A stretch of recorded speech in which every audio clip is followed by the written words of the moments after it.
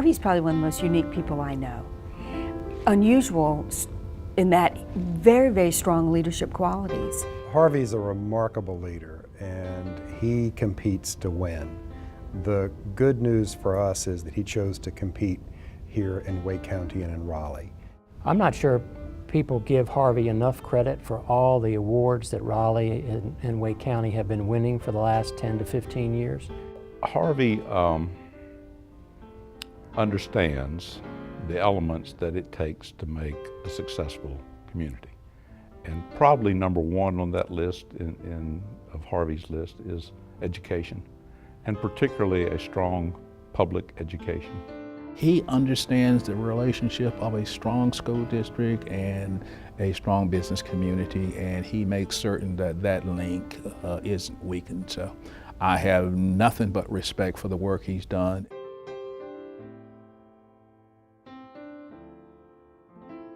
Harvey has never faltered in his support of public education in Wake County. And he has done more heavy lifting than anyone will ever imagine. And there are hundreds, literally hundreds, of business people who know that that's true. Won't let people off the hook about education. He won't let the political pressures or the philosophical debate about things get in the way of a real focus on quality education. It's difficult to find an area in public education that he did not impact. So the pursuit and competition to get capital bond campaigns passed, the pursuit of summits and bringing the community together, supporting the Board of Education and the County Commission as they sought to negotiate budgets. What can a chamber do for public schools? I learned that from Harvey for the last 20 years. That's not their flag that they fly, but they can have a tremendous impact on public schools. Influencing people, elected leaders. The Harvey legacy will be that the Chamber of Commerce of Raleigh can influence many things. He has not only talked positive about public education, but his fingerprint is everywhere trying to help you. Not that he's standing out in front of some camera or on a street corner yelling, you know, I've done this, I've done that. He has never done that. But he is behind the scenes working with you, giving you good information, doing what he can to make certain that you have the supporting people and pieces that you need in order to be successful. I think the Chamber is most visible with schools when it comes to school bonds. 99 school bond, which was about $1 billion, was defeated by a 2-to-1 vote. And that's when people started paying more attention. Until then, it was a given that our community supports new school buildings for a high-growth district.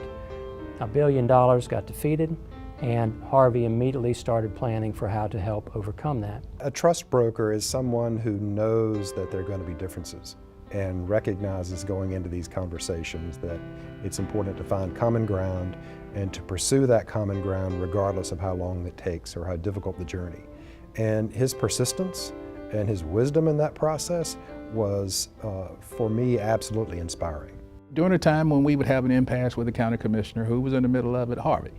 He'd be talking to both sides, trying to make certain that if there were some budgetary situations or some financial misunderstandings, then he was trying to work it out, because in his mind, you know, being what I would call a community expert, he wanted to make certain that both sides didn't create a rift that would be difficult for us to come back from. In almost every instance that Harvey was involved, particularly in the school system, ultimately the best decision was made if Harvey was involved in it. Now, sometimes the personalities were greater than even Harvey could overcome, but he is a good negotiator. Harvey really does have that unique ability to move people, motivate people, lead people, and yet at the end of the day they think they did it and it was their idea.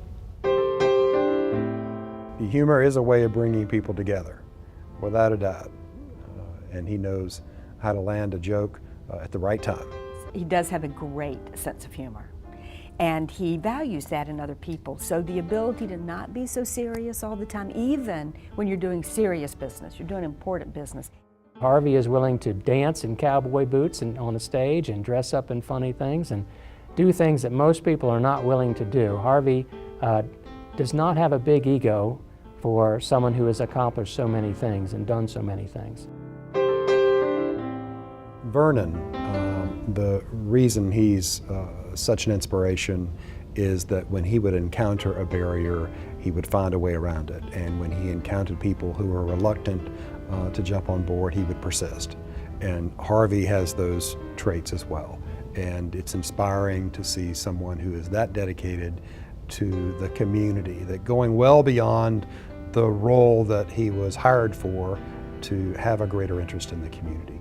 I think without a doubt, and having known Vernon Malone, who was also a friend and a mentor, Harvey brings all of the attributes. He has character, which means when you see him today, he is the same way tomorrow and the day afterward. That's the character he brings to the table. Vernon clearly was that leader when it came to quality and parity in education. And Harvey exemplifies that. He's fought for the same principles.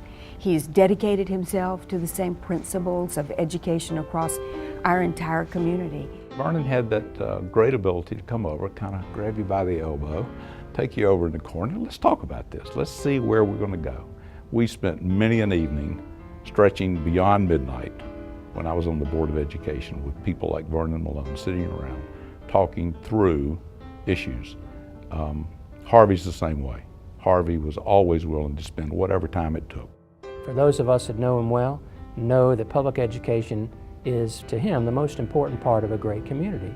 So although the Chamber never had that as their goal, to do much of anything for public schools, and to most people it would have been strictly school bonds, but Harvey was always pushing for better public schools.